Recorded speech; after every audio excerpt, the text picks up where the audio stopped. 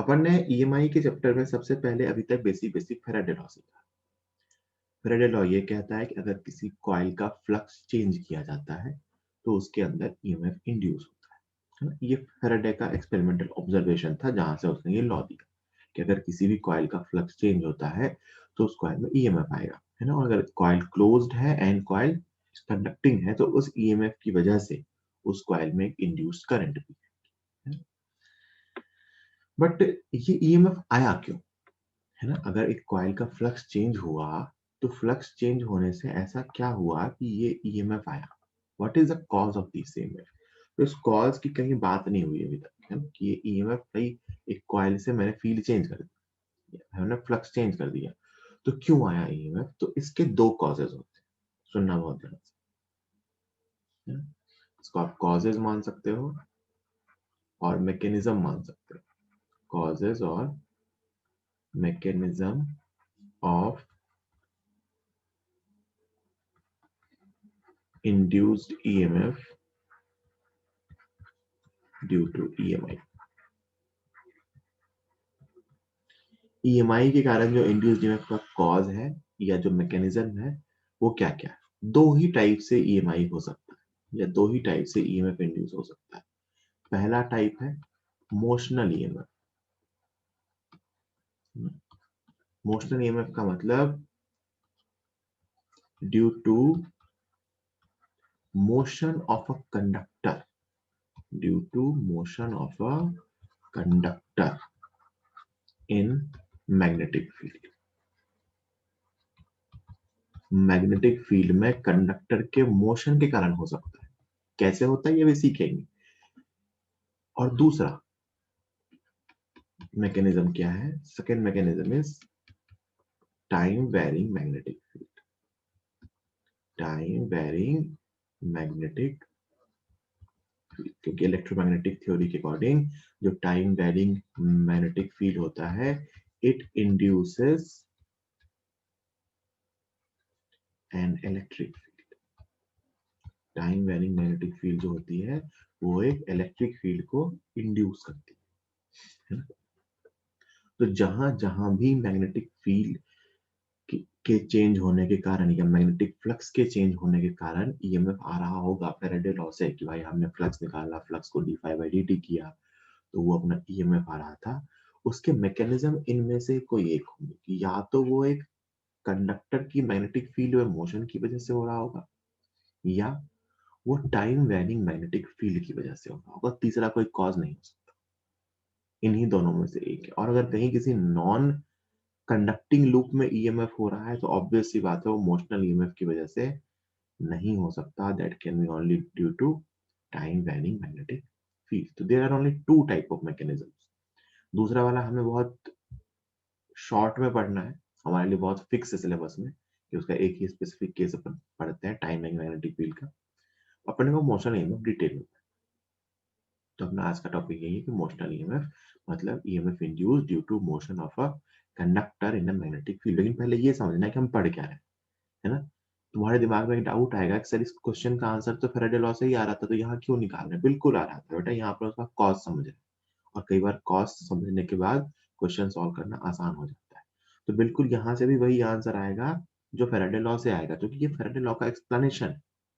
ये Faraday law का explanation है तो ऑब्वियस सी बात है यहाँ से फैराडे लॉ से सेम आंसर आएगा, लेकिन अपने को यहाँ उसको डिटेल में समझना। ठीक है, चलिए।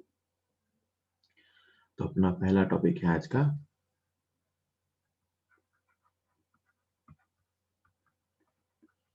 Motional EMF. क्या टॉपिक? Motional EMF. तो मोशनल ईएमएफ क्या होता है? This is EMF induced in a conductor. किसमें? EMF induced in a conductor due to its motion in magnetic field, external magnetic.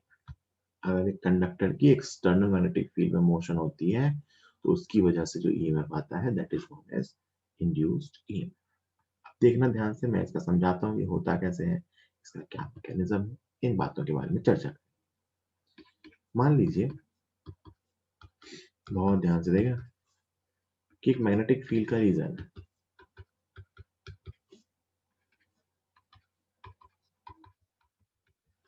मैं एक स्ट्रेट रॉड मान के डिराइव करूंगा। इसमें मान लेते हैं एक स्ट्रेट रॉड है, कंडक्टिंग रॉड। रॉड है मतलब इसकी थिकनेस नेग्लिजिबल हो, कंडक्टिंग रॉड है। ये यहां से चलना स्टार्ट करती है v वेलोसिटी से। एक रॉड थी जो मैग्नेटिक फील्ड में रखी हुई थी, मैंने इसे v वेलोसिटी से मैग्नेटिक फील्ड में मूव कराना स्टार्ट किया। मैग्नेटिक फील्ड कांस्टेंट है ना। तो क्या होगा, तो सुनो क्या होगा। इसके अंदर जो फ्री इलेक्ट्रॉन्स होंगे, क्योंकि ये क्या है, कंडक्टर, तो इनके पास खूब सारे फ्री इलेक्ट्रॉन्स होंगे, तो वो भी साथ साथ आगे जाएंगे।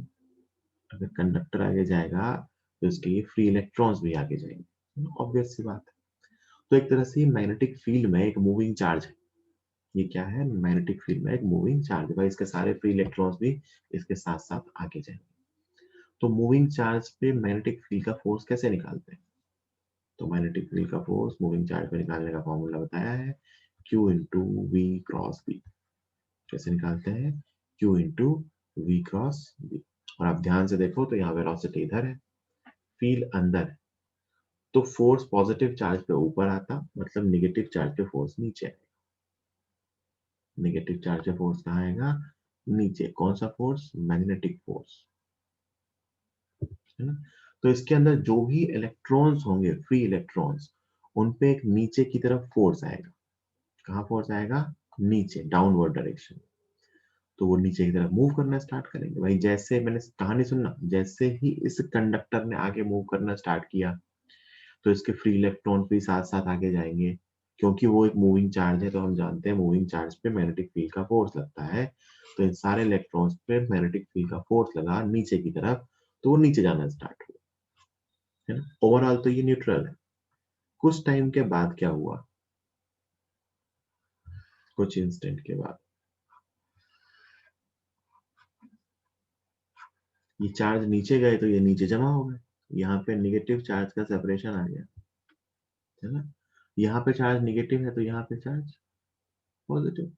ऑब्वियस सी बात है ना, चार्ज अगर ऊपर से नीचे फ्लो हो गया तो नीचे निगेटिव ऊपर पॉजिटिव, ऐसा सोच सकते हो।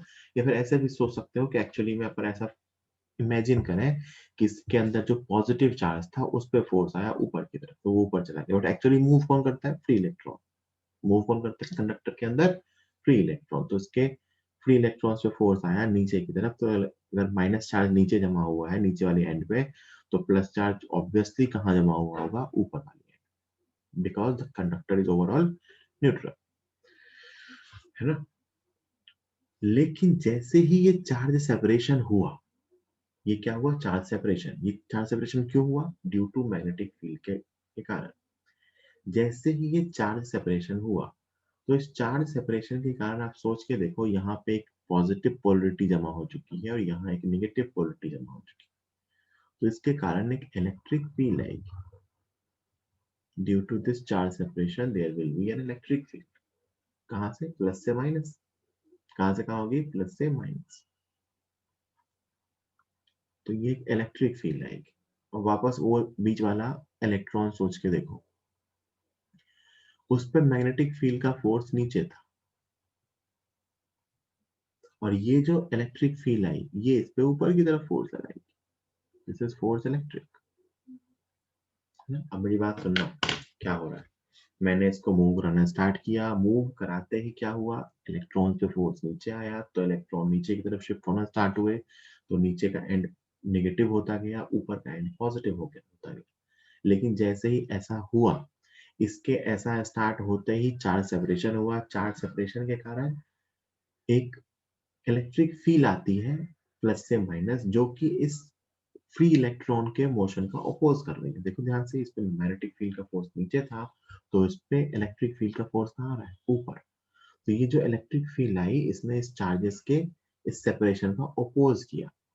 जैसे जैसे सेपरेशन होता जाएगा ये फील्ड बढ़ती जाएगी और अपोजिशन भी बढ़ता जाएगा।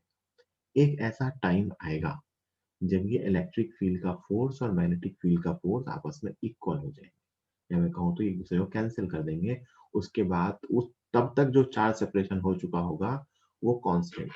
मैं आपसे पूछूं कि इलेक्ट्रिक फील्ड के फोर्स को क्या लिखोगे, तो आप उसको कहोगे सर इसको लिखते हैं Q इंटू, है ना।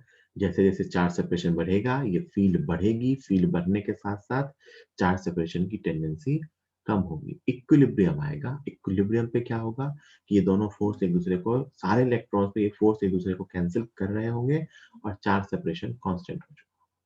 चार्ज सेपरेशन कांस्टेंट होने का मतलब है फील्ड कांस्टेंट हो चुकी होगी, और बेटा वहां पे एक तरफ प्लस चार्ज है, एक तरफ माइनस चार्ज है और एक फील्ड है, इसका मतलब इसके दोनों एंड्स के बीच पोटेंशियल डिफरेंस आ चुका। तो आप कहोगे कि स्टेडी स्टेट या एट इक्विलिब्रियम, एक ही बात है, एट स्टेडी स्टेट अगर आ चुका है तो आप कहोगे मैग्नेटिक फील्ड का फोर्स जो आपने लिखा था, मैग्नेटिक फील्ड का फोर्स प्लस इलेक्ट्रिक फील्ड का फोर्स, क्योंकि दोनों opposite direction equal to 0, so charge separation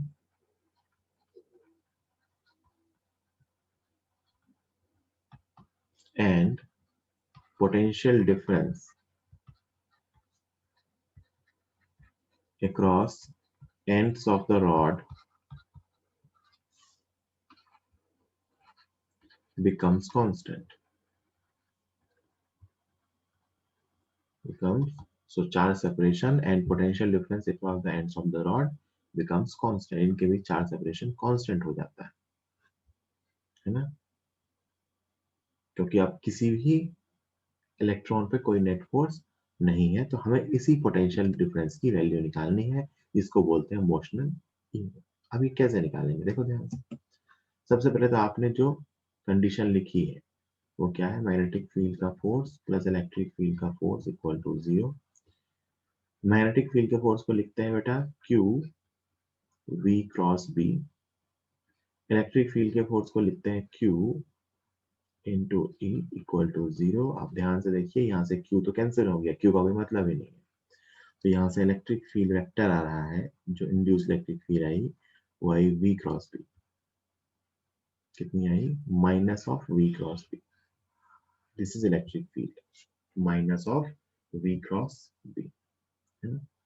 अगर मैं इस रॉड की लेंथ यहां से यहां तक L मानूं, तो क्या मैं पोटेंशियल डिफरेंस लिख सकता हूं।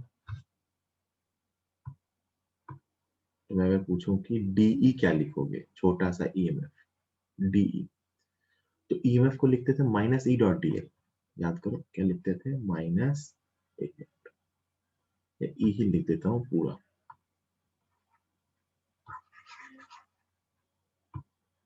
तो जो मैं EMF लिखूंगा, EMF या पोटेंशियल डिफरेंस ही कह लो इसको, है ना, एक ही बात है, EMF और पोटेंशियल डिफरेंस इक्वल टू क्या लिखूंगा माइनस E डॉट DL, इस पूरे डॉट पे E डॉट DL, है ना। E की value minus V cross B रख दो, तो क्या बना V क्रॉस B डॉट DL, क्या बना V क्रॉस B डॉट DL, this is in EMF। तो EMF की वैल्यू क्या है यहाँ से, EMF is equal to integration of V cross B डॉट DL, ये EMF की वैल्यू है ना। इन जनरल ये अपन कैसी भी जगह लगा सकते हैं, कैसे भी फील्ड में कहीं भी, है ना। अब इसमें मैं कहता हूं कि if velocity vector and b vector are constant, मतलब रॉड कांस्टेंट वेलोसिटी से मूव करे और यूनिफॉर्म मैग्नेटिक फील्ड में मूव करे, तो ये ईएमएफ बचेगा बेटा v cross b dot integration of dl vector, and आपको मैंने सिखाया था कि इंटीग्रेशन ऑफ dl वेक्टर क्या होता है, l वेक्टर, क्या होता है l vector, length of loop नहीं होता है, बल्कि क्या होता है ये डिस्प्लेसमेंट वेक्टर, याद हो आपको तो, डिस्प्लेसमेंट वेक्टर इनिशियल से फाइनल वाला। सो जो नेट ईएमएफ आता है वो आता है v cross b dot l, triple product. V cross B dot L uniform field में मोस्टली अपने यही काम आ जाया करेगा। ईएमएफ आता है V cross B dot L, ये इसका वेक्टर फॉर्म है, ये भी आना चाहिए। क्यों आना चाहिए ना, कभी तुमने लोग क्या करते हैं बीवीएल फॉर्मूला याद रखते हैं, तो बीवीएल फॉर्मूला के याद रखने में दिक्कत क्या है ना कि ज्यादातर क्वेश्चन तो हो जाएंगे, कभी उन्होंने ना velocity vector, B vector, L vector तीनों I cap J cap K cap के फॉर्म में दे दिया, तो फिर ईएमएफ सिर्फ इसी फॉर्मूले से निकल पाएगा और किसी दूसरे फॉर्मूले से कैलकुलेट नहीं कर पाएगा, है ना। अब देखो बेटा ये ट्रिपल प्रोडक्ट है, आपको पता ही है ये क्या है, ट्रिपल प्रोडक्ट है। मैं कहता हूं कि अगर इनमें से कोई भी दो पैरेलल हुए, कोई भी दो पैरेलल हुए तो ये जीरो हो जाएगा, क्योंकि अगर V और B पैरेलल हुए तो V क्रॉस B जीरो हो जाएगा।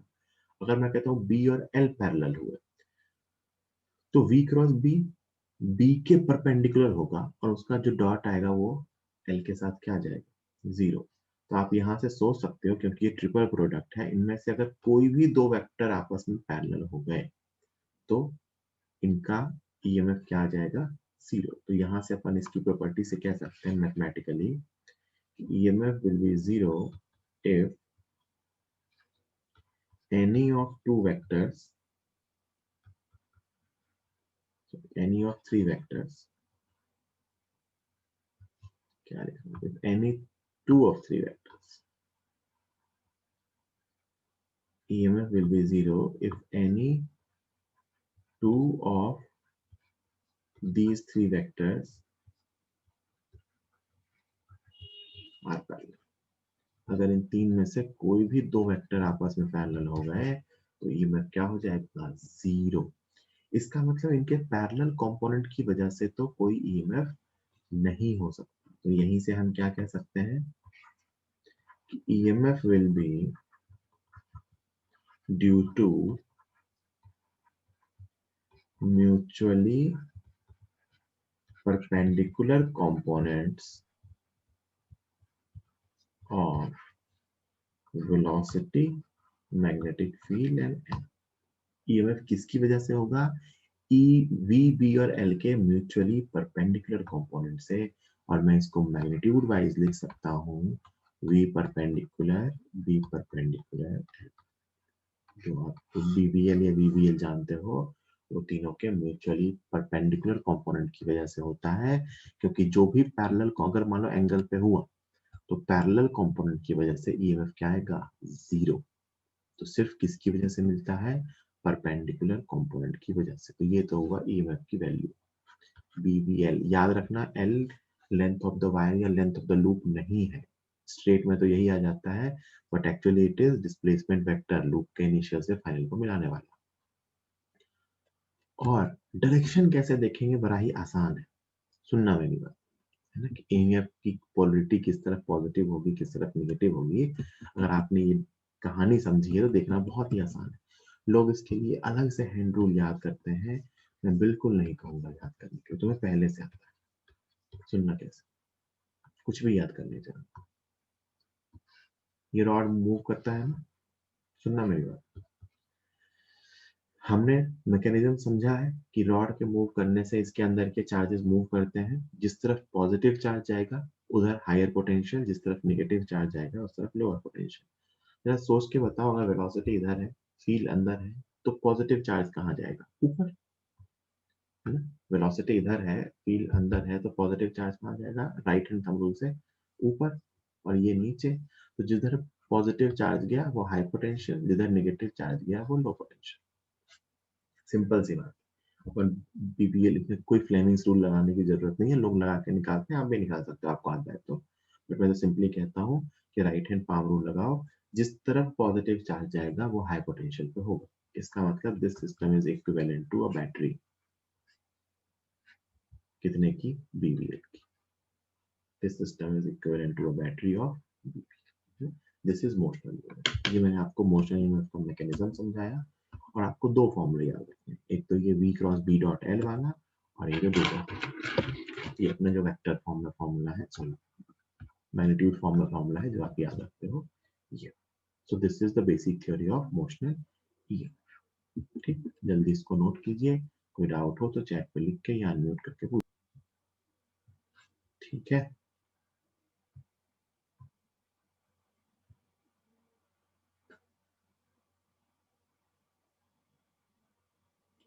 अब सुनना मेरी बात ध्यान से।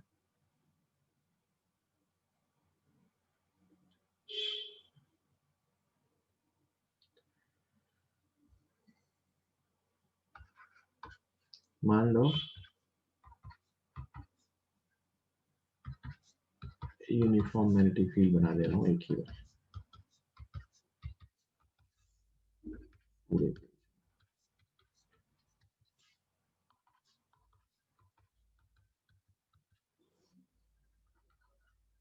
अब मान लो इसमें मैं कुछ कंडक्टर्स को मूव कर दूंगा, जैसे कि मान लो एक कंडक्टर में स्ट्रेट, बिल्कुल पैरेलल स्ट्रेट कंडक्टर ऐसे मूव कर रहा हूँ, ठीक है। तो इसमें ईएमएफ कहाँ से कहाँ आएगा? मान लो इसकी लेंथ एल है, इसमें आप कहोगे वेलोसिटी इधर है, फील्ड अंदर है, तो ये हाई पोटेंशियल होगा, ये लो पोटेंशियल होगा, ये पॉजिटिव होगा, ये निगेटिव होगा। इसमें ईएमएफ कितना आएगा? बी वी एल, क्योंकि तीनों देखो एल वेक्टर, बी वेक्टर और वी वेक्टर आपस में परपेंडिकुलर है ना। ऐसा ही मान लो मैं आपसे एक दूसरा क्वेश्चन पूछ लूं कि रॉड तो ऐसी है और वेलोसिटी ऐसी भी है, और ये एंगल थीटा है, तो आप क्या कहोगे? कहोगे कि सर वेलोसिटी के दो कंपोनेंट करेंगे, ये कंपोनेंट होगा v sin थीटा और ये कंपोनेंट होगा v cos theta. v cos theta is the component of velocity parallel to rod and v sin theta is the component of velocity perpendicular to rod। तो EMF किसकी वजह से होगा? v sin theta की वजह से। This is v perpendicular, so v perpendicular मतलब v sin theta into L। या तो आप L के कंपोनेंट भी ले सकते हो v के परपेंडिकुलर, L का ये कंपोनेंट काम है, देखो एल के कंपोनेंट करता तो ये एंगल थीटा है, तो ये एंगल अपने को थीटा मिलेगा, तो एल का ये कंपोनेंट आता बेटा एल कॉस थीटा और ये कंपोनेंट आता एल साइन थीटा। तो या तो एल के कंपोनेंट कर लो v के परपेंडिकुलर या v का कंपोनेंट ले लो एल के परपेंडिकुलर, आंसर यही आएगा bvl साइन थीटा। तीसरा मान लो एक ऐसा लूप होता, सेमी सर्कुलर शेप का लूप होता, मैं इसे इस तरफ लेके जाता v वेलोसिटी से, तो क्या होता? बिल्कुल वही कहानी, अपने को एल वेक्टर निकालना पड़ता। दिस इज एल वेक्टर और ये 2r आता, कितना आता? 2r। फिर से वेलोसिटी इधर, फील्ड अंदर, तो ये हायर पोटेंशियल पे होता और ये लोअर पोटेंशियल पे होता, और ये कितना आता? B V into L, L की जगह क्या लिखते? 2r, है ना। ये डिस्प्लेसमेंट वेक्टर होता है, वायर की लेंथ नहीं होती है। मान लो एक ऐसा लूप होता, ऐसा शेप का वायर होता है ना? इसको मैं इस तरफ लेके जाता v वेलोसिटी से, और मान लो ये एंगल थीटा होता और ये एंगल थीटा होता, और ये लेंथ भी एल होती, ये लेंथ भी एल होती, ये लेंथ भी एल होती, ये लेंथ भी एल होती, चारों लेंथ एल एल के बराबर होती। और मैं पूछता बताओ ईएमएफ क्या होगा? तो यहाँ पे एल वेक्टर या एल जो होता है बेटा ये वाली लेंथ होती, दिस इज एल, तो क्या लिखते हैं? बी वी, यहाँ तक तो सब सही था, लेंथ की जगह लिखते 2l plus 2l cos theta, sorry 2l sine theta, 2l plus 2l,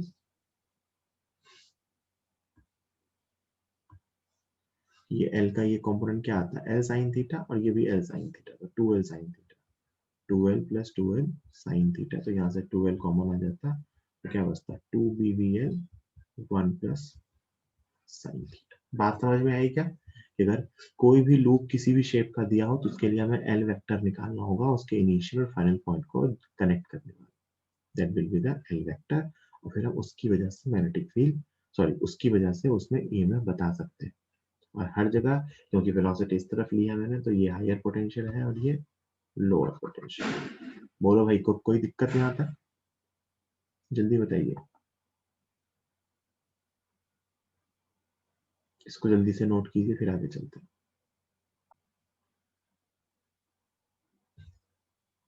ये अपन ने लिख लिया होगा, ठीक है।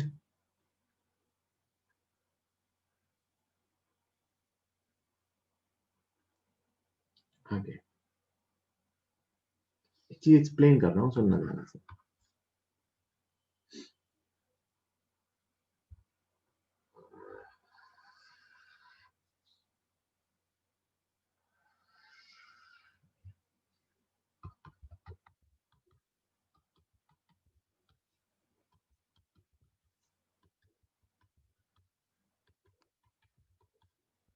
एक लूप है जिसकी लोकेशन मैं 2 जगह दिखाऊंगा, इसमें समझ आएगा फैराडे और इसमें अंतर क्या है। एक जगह ये लूप ऐसा v वेलोसिटी से जा रहा है, और एक जगह ये लूप अब बाहर आ रहा है, भी v वेलोसिटी है। दोनों केस में ये स्क्वायर लूप है, square loop of side L। मेरी बात बहुत ध्यान से सुनना हो, है ना। फेराडे ने कहा था, अकॉर्डिंग टू फेराडे, यहां लिख रहा हूं फेराडे की कहानी, ये केस 1 है, ये केस 2 है। फेराडे ने कहा था कि केस 1 में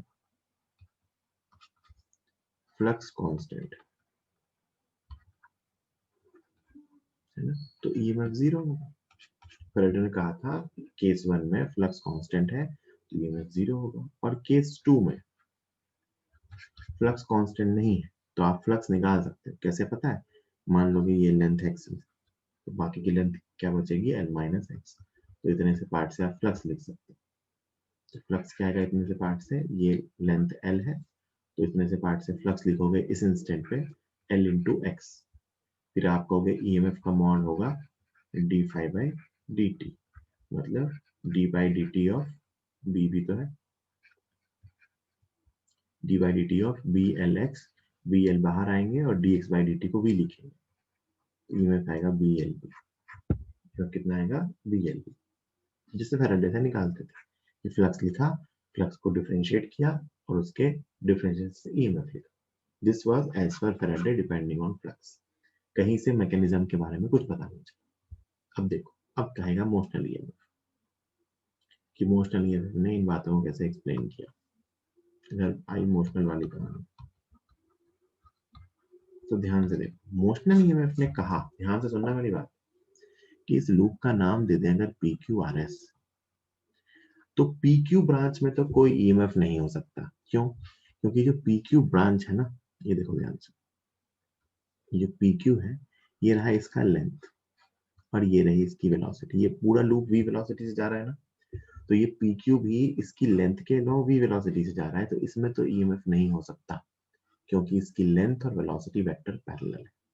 सिमिलरली एसआर में भी ईएमएफ नहीं हो सकता, क्योंकि इसका लेंथ भी वेलोसिटी वेक्टर के पैरेलल है, तो इन दोनों का ईएमएफ 0 है ना। मतलब पीक्यू और एसआर साइड में तो कोई वोल्टेज है ही नहीं, there is no potential difference inside PQ and inside SR. लेकिन पीएस और क्यूआर में ईएमएफ है, there is EMF in the side PQ and, sorry, PS and QR. देखो मैं वो ड्रॉ कर रहा हूँ, मैं पूरा लूप ड्रॉ कर रहा हूँ और बैटरी बनाऊंगा।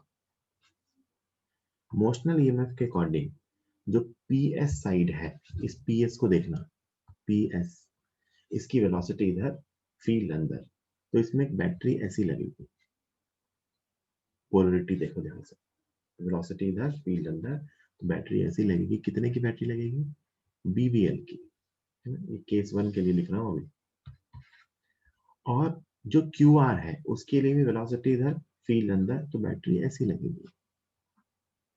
कितने की, बीबीएल की। और ध्यान से देखो, ये दोनों बैटरी लगे हुए हैं सीरीज में, और इसका नेट ईएमएफ 0 आ रहा है। नेट ईएमएफ कितना आ रहा है, 0। इसमें तो ईएमएफ 0 है ही, इसमें तो ईएमएफ 0 है ही, लेकिन इस पूरे लूप का नेट ईएमएफ भी क्यों 0 है, क्योंकि इन दोनों का सम 0 आ गया।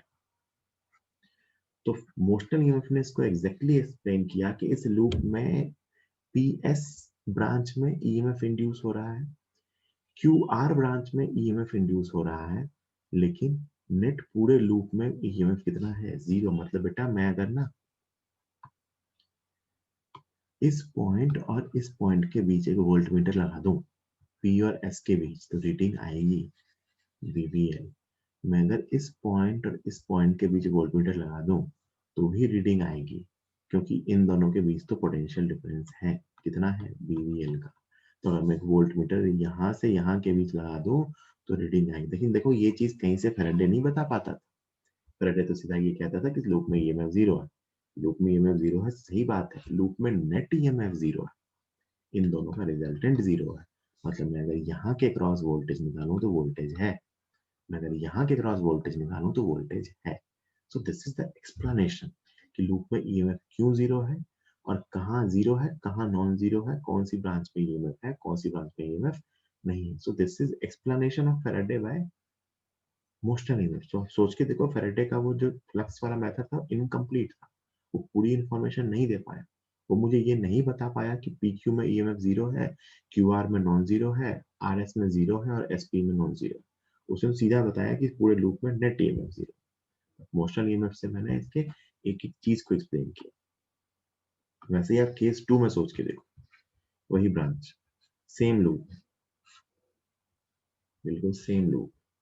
तो आप इसमें सोचोगे कहाँ बैटरी लगेगी, तो यहाँ इस ब्रांच में ईएमएफ 0 है, इस ब्रांच में ईएमएफ 0 है। रीजन बीइंग कि ये ब्रांच इसकी लेंथ वेलोसिटी के पैरेलल है। इस ब्रांच में ईएमएफ 0 है, इस ब्रांच में क्यों, क्योंकि ये फील्ड से बाहर आ चुका है। तो फील्ड ही नहीं है तो ईएमएफ क्यों होगा। तो सिर्फ एक ब्रांच में ईएमएफ, वो ईएमएफ ऐसा है, सिर्फ इसी ब्रांच में ईएमएफ है यहाँ से यहाँ तक, और उस ईएमएफ की वैल्यू है बीवीएल। देखो यहाँ से भी आया था बीवीएल। लेकिन यहाँ भी फैराडे ये नहीं बताया पाया कि ये ईएमएफ कहाँ के कारण, किस ब्रांच के कारण ये ईएमएफ है। तो एक्चुअली सिर्फ इसी ब्रांच में ईएमएफ है, बाकी ब्रांच में कोई ईएमएफ नहीं है।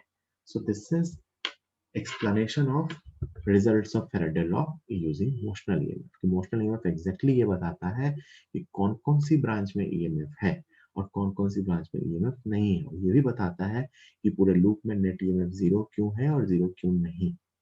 ठीक है, जल्दी नोट कीजिए, बात समझ आई।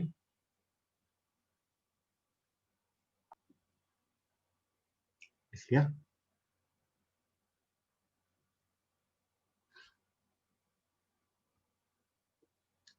ओके, इसके अंदर जो बीवीएल लिखते हैं ना किसी भी लूप में ईएमएफ लिखने के लिए, तो एल होता है, ऐसे भी सोच सकते हो, अगर मैं नेट ईएमएफ को बीवीएल की फॉर्म से लिखूं पूरे लूप का, सोचना बीवीएल, तो एल क्या होता है कि मैग्नेटिक फील्ड के अंदर जितना लूप है उसका एल वेक्टर। सोच के देखो, इसका एल वेक्टर 0 आता है, इसका एल वेक्टर क्या आता है, 0। पूरा लूप को अगर एक साथ सोचो तो इसका एल वेक्टर क्या है, 0। क्लोज लूप के लिए एल वेक्टर सिखाया था, क्या होता है, 0, यूनिफॉर्म फील्ड। तो इसका एल वेक्टर 0, तो इसमें ईएमएफ 0। इसका एल वेक्टर 0 नहीं है, एल वेक्टर उतने से ही पार्ट का लेते हैं जितना फील्ड के अंदर है। देखो इसका यहां से यहां, ये पार्ट फील्ड के अंदर है, ये आधा लूप, ये यहां से यहां फील्ड के अंदर है, तो इसका एल वेक्टर ये होगा, this is the L vector, initial से फाइनल। ये this is the displacement vector, तो इसका एल वेक्टर ये है। और जैसे जैसे ये आगे जा रहा है ना, ये एल वेक्टर कांस्टेंट है, हमेशा ये साइड के बराबर है, इसलिए ईएमएफ भी कांस्टेंट है, कितना, बीवीएल। तो जब ये लूप अंदर मूव कर रहा है तो ईएमएफ 0 है, और जब ये लूप बाहर जा रहा है तो ईएमएफ कांस्टेंट है, क्योंकि ये एल कांस्टेंट है। दोनों तरीके से सोच सकते हैं कि एल वेक्टर भी कांस्टेंट है, या फिर ऐसे सोचें कि इस ब्रांच में तो कोई ईएमएफ है नहीं, तो इस ब्रांच की लेंथ तो कांस्टेंट, एक ही बात। कल को ना इससे मिलता जुलता एक क्वेश्चन आता है ऐसा ही, कि मान लो मैं आपसे कहूं कि एक रीजन है,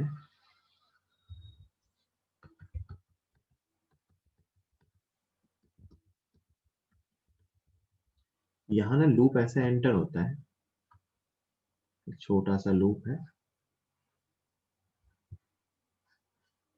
ये t इक्वल टू 0 पे एंटर होना स्टार्ट होता है v वेलोसिटी से, l लेंथ है इस लूप की, ये भी l ही है, और ये मान लो विड्थ है इसकी 3l, है ना। और अपने को मानना है कि ईएमएफ पॉजिटिव होगा, मान लेते हैं ईएमएफ पॉजिटिव होगा जब एंटी क्लॉकवाइज करंट आएगी और नेगेटिव होगा जब क्लॉकवाइज करंट है। ये मान लेना है एक बार के लिए, क्वेश्चन में कई बार दिया होता है, नहीं दिया होता है तो अपने मन से कुछ ऐसा मान सकते हैं, उससे कोई फर्क नहीं पड़ता, ऐसे दो ऑप्शन नहीं रहेगा। तो आपसे कहा जाता है कि ईएमएफ का टाइम के साथ ग्राफ बने, ईएमएफ का टाइम के साथ ग्राफ बने। तो सुनना ध्यान से, टी इक्वल टू 0 पे लूप अंदर जाना स्टार्ट होता है। कब तक अंदर जाएगा? T equal to L by V, कितनी लेंथ अंदर जाना है? एल लेंथ, कितनी स्पीड से? वी स्पीड से। तो टी इक्वल टू 0 से लेके एक टाइम आएगा T equal to L upon V तक। इस टाइम तक ये लूप अंदर जा रहा है, तो अगर ये लूप अंदर जा रहा है तो ईएमएफ कांस्टेंट होगा। कितना कांस्टेंट होगा? बीवीएल।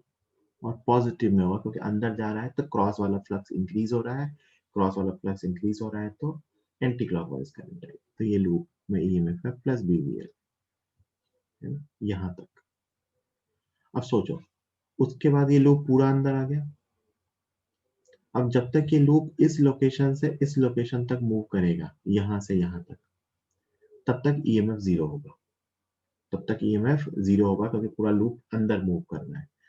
तो यहां से यहां तक का टाइम, ये एज यहां से यहां आया मतलब 2L चला, मतलब ये टाइम होगा t is equal to 2L और मतलब 3L अपॉन। यहां से यहां तक ईएमएफ जीरो है। सोच के देखो, डिस्टेंस क्या चला एक्स्ट्रा 2L, जब तक अंदर 2L लेंथ और चला तब तक ईएमएफ जीरो है। और फिर ये बाहर आना स्टार्ट करता है, तो बाहर जैसे ही आएगा तो क्रॉस वाली फील्ड कम होगी, तो हमें करंट कैसी चाहिए? क्रॉस के लिए मतलब क्लॉकवाइज, मतलब निगेटिव ईएमएफ आएगा।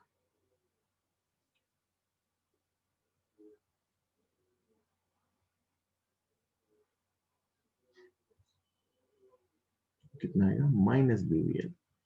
यहाँ से कब तक? T equal to 4L upon वी10, है ना। तो पहले ईएमएफ पॉजिटिव, फिर बीच में कुछ टाइम तक ईएमएफ जीरो, फिर कुछ टाइम तक ईएमएफ नेगेटिव। और देखो पॉजिटिव नेगेटिव वाली वैल्यूज भी कांस्टेंट है। क्यों कांस्टेंट है? क्योंकि लूप का जो एल वेक्टर अंदर मूव कर रहा होगा वो भी कांस्टेंट होगा, हर टाइम वो एक साइड के जैसा ही होगा, क्योंकि ये रेक्टेंगुलर लूप या स्क्वायर लूप मैंने इसी शेप का लिया। तो ये इसके ईएमएफ का टाइम के साथ ग्राफ है। तो और इसको आप पॉजिटिव नेगेटिव को आप ऐसे भी देख सकते हो मोशनल वाले फॉर्मूले से, कि जब ये अंदर जा रहा होगा, ध्यान से देखो इस ब्रांच के लिए इसी में होगा ये में, तो वेलोसिटी इधर, फील्ड अंदर, तो ऊपर की तरफ हाई पोटेंशियल, तो करंट अभी कैसी जाएगी? Anti clockwise. और जब बाहर आना स्टार्ट होगा तो करंट कैसी होगी? क्लॉकवाइज। तो एंटी क्लॉकवाइज को पॉजिटिव मानना है, क्लॉकवाइज को नेगेटिव मानते हुए ये इसका ग्राफ ईएमएफ का टाइम के साथ कांस्टेंट, जीरो, फिर नेगेटिव, मतलब ईएमएफ की पोलैरिटी चेंज होगी। ऐसा ही क्वेश्चन मान लो कल को तुम्हें सर्कुलर लूप के लिए दे दिया, और ध्यान से सुनना, कैलकुलेट कर सकते हैं अपन, तुम चाहो तो कर भी लेना। मैं उसकी ग्राफ का एक ट्रिक बता रहा हूँ, वो ध्यान से सुनना। कैलकुलेट भी कर सकते हैं कब कितना ईएमएफ होगा, क्योंकि सर्कल है, ये एंटर होना स्टार्ट होता है। तो बहुत ध्यान से सुनना मेरी बात। इसमें लफड़ा है, इसमें लफड़ा ये है ना कि जो एल इफेक्टिव है वो चेंज होता जाएगा। मैं टाइम मेंशन नहीं करूंगा, एल इफेक्टिव चेंज होगा, कि पहले इतना सा ये, जब लूप थोड़ा सा एंटर होगा तो ये होगा एल इफेक्टिव, फिर लूप और इंटर होगा तो ये होगा एल इफेक्टिव, फिर लूप और इंटर होगा तो ये होगा एल इफेक्टिव, फिर लूप और इंटर, आधा लूप इंटर हो चुका होगा तो ये होगा एल इफेक्टिव, है ना। तो एल इफेक्टिव पहले बढ़ेगा, जैसे जैसे लूप को हम अंदर लाएंगे एल इफेक्टिव बढ़ेगा, एक टाइम तक एल इफेक्टिव मैक्सिमम हो जाएगा। मान लो डायग्राम में नीचे बना दे रहा हूँ, इस टाइम पे एल इफेक्टिव सबसे ज्यादा है, ये वाली लेंथ। एल इफेक्टिव कौन से पार्ट का लेते हैं? जितना पार्ट फील्ड के अंदर है उसकी इफेक्टिव लेंथ। तो अभी एल इफेक्टिव मैक्सिमम हुआ, मतलब एल इफेक्टिव बढ़ते बढ़ते मैक्सिमम हुआ, फिर और आगे जाएगा, फिर होते होते कम होता जाएगा एल इफेक्टिव, कम होता होता एल इफेक्टिव जीरो। तो इंड्यूस्ड ईएमएफ भी पहले बढ़ेगा, बढ़ते बढ़ते एक मैक्सिमम वैल्यू आएगी, फिर जीरो होगी, फिर कुछ टाइम तक ये लूप इसके अंदर ही मूव करेगा, तो ईएमएफ जीरो होगा, फिर बाहर जाएगा। तो सोच के देखो इसका ग्राफ भी कुछ ऐसा बनेगा ईएमएफ का टाइम के साथ, कि यहाँ से एल इफेक्टिव बढ़ता गया, ईएमएफ बढ़ता गया बढ़ता गया बढ़ता गया, बढ़ता बढ़ता कुछ पीक आई, फिर कम होता गया, कम होते होते जीरो, फिर कुछ टाइम तक जीरो, और फिर से वैसा ही निगेटिव।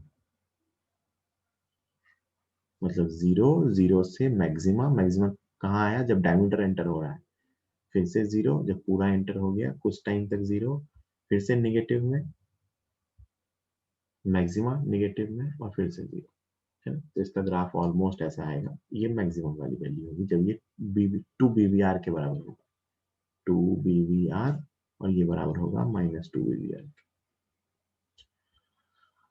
है ना। ऐसे ही आप किसी भी शेप के लूप को अंदर एंटर करा सकते हो, उसमें एल इफेक्टिव चेंज होगा। एक ट्रिक के फॉर्म में ध्यान रखना है कि जिस शेप के लूप को एंटर किया जाता है ना, ग्राफ का शेप ऑलमोस्ट वही आता है। अगर ये सर्कुलर लूप एंटर हुआ है तो लगभग ये सर्कुलर, मतलब जैसा लूप इसमें एंटर हो रहा होता है उसी शेप का ग्राफ आता है। यहाँ पे स्क्वायर लूप एंटर किया था तो देखो ये रेक्टेंगुलर साइज का ग्राफ था। जैसा लूप अपन एंटर करते हैं, ट्रायंगुलर लूप एंटर करेंगे तो ट्रायंगुलर टाइप का ही ग्राफ आएगा। आप वैल्यूज निकाल भी सकते हो कि जब ये एक्स अंदर जा चुका होगा तो ये कितना होगा, उसको प्लॉट करोगे यही आएगा, एक्स का टी के साथ फंक्शन, है ना। तो इसको ऐसा ट्रिक आप ध्यान रख सकते हो कि जिस शेप के लूप को ऐसा मूव करा रहे होते हैं, ग्राफ का शेप भी वही आता है। कल को मैं ट्रायंगुलर लूप को मूव कराऊंगा तो उसमें कंटिन्यूअसली इंक्रीज होगा। मान लो ऐसा ही एक ट्रायंगुलर लूप में लेके जाता, ट्रायंगुलर लूप अंदर, तो इसमें इफेक्टिव कंटिन्यूअसली इंक्रीज होता, है ना, फिर जीरो होता, और फिर जब बाहर जा रहा होता था इफेक्टिव कंटिन्यूअसली, पहले ये लेंथ बाहर, फिर से कंटिन्यूअसली इंक्रीज होता, तो इसमें भी वो ट्रायंगुलर आता। इसमें आप उसको ड्रॉ करोगे तो कैसा आएगा, वो ट्रायंगुलर लूप आएगा, ठीक है। वो तो अपनी जगह पे कभी पूछा तो अपन वैल्यू कैलकुलेट करके बता भी सकते हैं, कोई दिक्कत नहीं है। पर ध्यान रखेंगे कि इसमें एक तो इम्पोर्टेंट क्या रहता है, पोलरिटी चेंज होती है ना। पहले अगर पॉजिटिव में था, अंदर जाते टाइम, तो बाहर आते टाइम पोलरिटी निगेटिव होगी, जल्दी से नोट कीजिए। एग्जैक्टली सेम शेप का होगा ग्राफ ये मैं नहीं कह रहा, बट लगभग अपन गेस कर सकते हैं। तो यहाँ मैं ये नहीं कहूंगा ग्राफ एकदम परफेक्टली सर्कल ही बनेगा, है ना, क्योंकि वो कई बार यूनिट्स पे भी डिपेंडेंट होता है कि आप टाइम एक्सिस पे यूनिट क्या ले रहे हो, है ना। पर शेप अप्रोक्सीमेटली शेप आप गेस कर सकते हो कि कर्व आएगा कि स्ट्रेट लाइन आएगा, बीच में मैक्सिमा आएगा। यहाँ पे देखो, यहाँ पे क्या होगा कि ईएमएफ बढ़ता जाएगा, इस शेप वाले ग्राफ में ईएमएफ बढ़ता बढ़ता बढ़ता बढ़ता मैक्सिमा आएगा, ऐसा कुछ। ईएमएफ एक तरह से मान लो लीनियरली बढ़ेगा, बढ़ता बढ़ता मैक्सिमा आएगा, और फिर उसके बाद पूरा लूप जैसे ही भीतर आ गया, यहाँ से पहले एंटर हो रहा था तो ये एल इफेक्टिव, ये फिर एल इफेक्टिव, ये फिर एल इफेक्टिव, बढ़ता बढ़ता ये पूरा एंटर हुआ तो एल इफेक्टिव मैक्सिमम हुआ, ईएमएफ बढ़ा, फिर एक तरह से ईएमएफ जीरो हो गया, कुछ टाइम तक ईएमएफ जीरो रहा, फिर से लूप का ईएमएफ बढ़ना चालू हुआ, तो फिर से ये ऐसे बढ़ेगा और फिर से मैक्सिमम आएगा। आप दोनों को मिलाओगे वही ट्रायंगल बन जाएगा, है ना। ऐसे क्वेश्चंस कई बार रहते हैं, लिखिए जल्दी। तो ग्राफ का शेप क्या आएगा ये तो अपने को मतलब ऐसा सोचना आना चाहिए कि इंक्रीज हो रहा है, डिक्रीज हो रहा है, तो बीच में मैक्सिमा आएगा, कहीं जीरो होगा, बट रफली शेप आप देखोगे तो उस लूप के जैसा ही आएगा।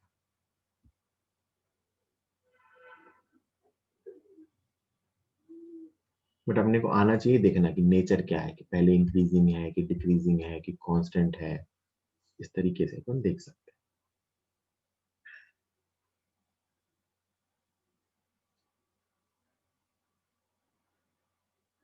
आगे चलते हैं। ये चीज अपन सीख गए।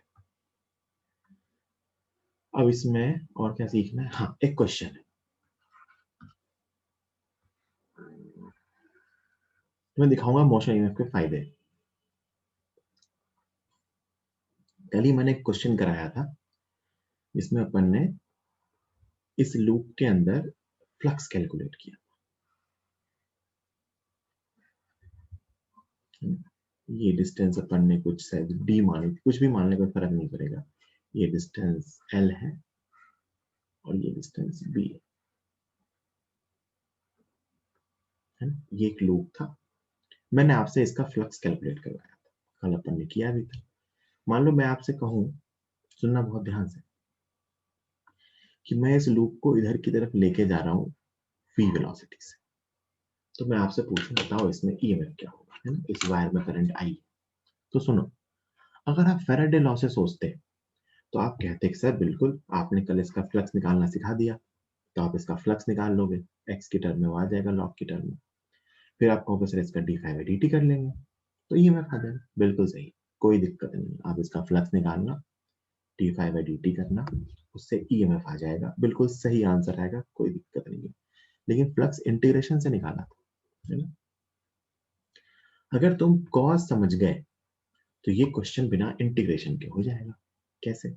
तुम कहोगे सर देखो जादू दिखाता हूं, इस लूप के 4 पार्ट है ना, इस पार्ट में तो कोई ईएमएफ नहीं होगा। क्यों नहीं होगा? क्योंकि पीक्यू की लेंथ और वेलोसिटी पैरेलल है। इस पार्ट में भी कोई ईएमएफ नहीं होगा। क्यों नहीं होगा? क्योंकि एसआर की लेंथ और वेलोसिटी पैरेलल है। तो ईएमएफ होगा किसमें? पीएस में और क्यूआर में। अच्छा, पीएस की जगह पे फील्ड लिख सकते हैं क्या? बिल्कुल लिख सकते हैं। देखो, तो पीएस में वेलोसिटी इधर की तरफ, फील्ड तो हर जगह कहाँ है? क्रॉस में। वायर की फील्ड इस पूरे राइट साइड में कहाँ है? क्रॉस में। तो आप कहोगे सर इसमें फील्ड अंदर की तरफ, वेलोसिटी इधर, तो इधर की तरफ बैटरी ऐसे लगी, इसको मैं कुछ E1 नाम दे रहा हूँ, और यहाँ भी वेलोसिटी इधर, फील्ड इधर, तो इसको मैं कुछ E2 नाम दे रहा हूँ। और यहाँ पे ही E1 E2 इक्वल नहीं है। क्यों इक्वल नहीं है? क्योंकि दोनों के लिए फील्ड अलग अलग। अगर बेटा मैं E1 लिखूंगा ना, तो E1 विल बी B1, इसकी लोकेशन पे field V into B, B is the width. तो B1 क्या लिखूंगा? B1 D डिस्टेंस पे है, तो B1 is mu naught I upon 2 pi d. This is field into velocity into B. This is E1 and this is E2. B2 VB. B2 is mu naught I upon 2 pi. Distance is L plus D. VB. ये E1 और E2 है, और देखो दोनों minus होंगे, और कौन सी value ज्यादा है? तो E1 ज्यादा है, क्योंकि ऑब्वियसली उसके लिए फील्ड ज्यादा है। तो E नेट क्या आएगा? E1 minus E2। तो जो कॉमन आया उसको कॉमन निकाल लीजिए, mu not I V B upon 2 pi, 1 upon D minus 1 upon L plus D. सीधा माइनस करेंगे, L into L plus D into D, LCM लेंगे, ऊपर बचेगा L plus D minus D, तो डी से डी कैंसिल हो जाएगा और वो एल बचेगा। तो ये नेट सॉल्व हो क्या आएगा आपका? Mu not I V B L, L आएगा ना, हाँ, upon 2 pi D into L plus D. ये आएगा इसमें EMF, mu not I V B L upon 2 pi D into L plus D. This is the value of EMF. एक term रह गई क्या कहीं? सब टर्म सही सही लिख दी मैंने। B V L, B V L, नीचे भी, ऊपर सही था, सही लिखा ना सब कुछ? सही है, सही है, सही है। चलिए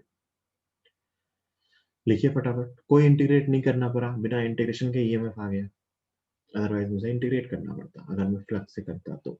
ये फायदे हैं मोशनल ईएमएफ के। कई बार ऐसे केसेस में सीधा सीधा डायरेक्टली आंसर बता सकते। एक ब्रांच में लिखिए, दूसरी ब्रांच में लिखिए और माइनस करिए।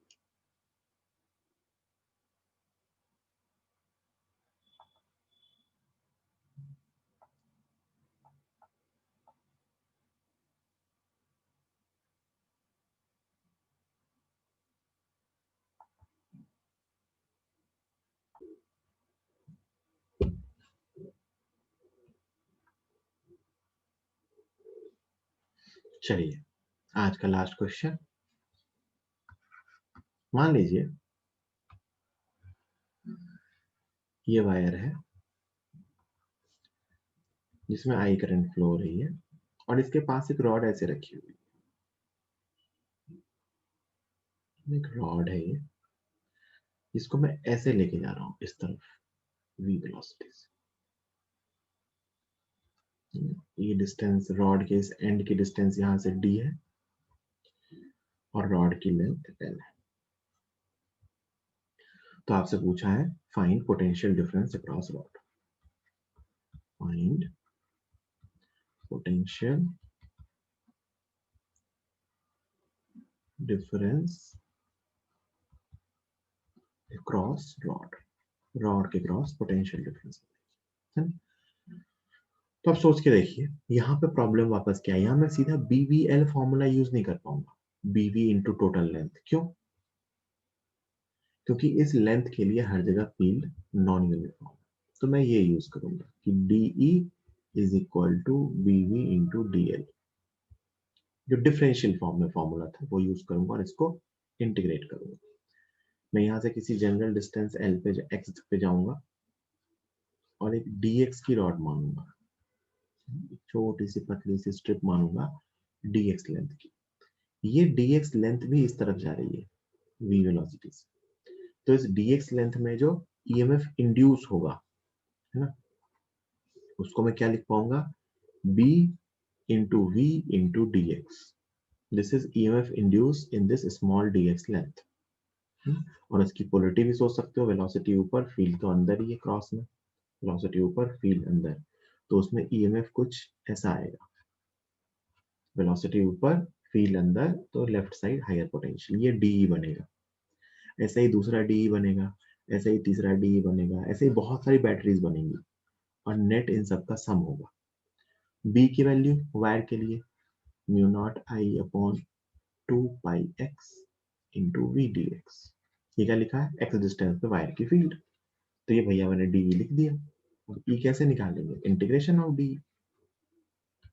इंटीग्रेशन ऑफ डी मतलब mu not I V upon 2 pi common ले लिया, ये बचेगा integration dx upon x। x की limit x equal to d से स्टार्ट हो रही है, कहां तक जा रही है, x equal to d plus L तक। लिमिट रख दो, 1 by x का integration ln x। So EMF is equal to mu not I V upon 2 pi ln x। Limit रखेंगे तो d plus L upon D. This is EMF। Integrate क्यों करना पड़ा मुझे EMF को, क्योंकि जो BVL फॉर्मूला लिखता था मैं पूरी रॉड के लिए, BVL, ये मैं तब लिख पाया था जब यूनिफॉर्म मैग्नेटिक फील्ड थी। तो याद करो यहाँ जब V और B कांस्टेंट था तब मैंने उन्हें इंटीग्रेशन से बाहर निकाल लिया था और तब मैंने सिर्फ DL वेक्टर को इंटीग्रेट किया था यहाँ। लेकिन अगर B कांस्टेंट नहीं है तो मैं उसे बाहर नहीं निकाल सकता। तो यहाँ पे B कांस्टेंट नहीं है कोई रॉड की, इसलिए मैं उसे इंटीग्रेशन से बाहर नहीं निकाल पाया। तो मैंने एक छोटे से एलिमेंट के लिए फील्ड लिखी, और क्योंकि ये EMF लिखा, और क्योंकि ये सारे EMF जो आएंगे वो एक ही सेंस में आएंगे, मतलब एक तरह से वो बैटरी सीरीज में लगी हुई है। तो E net will be integration of D।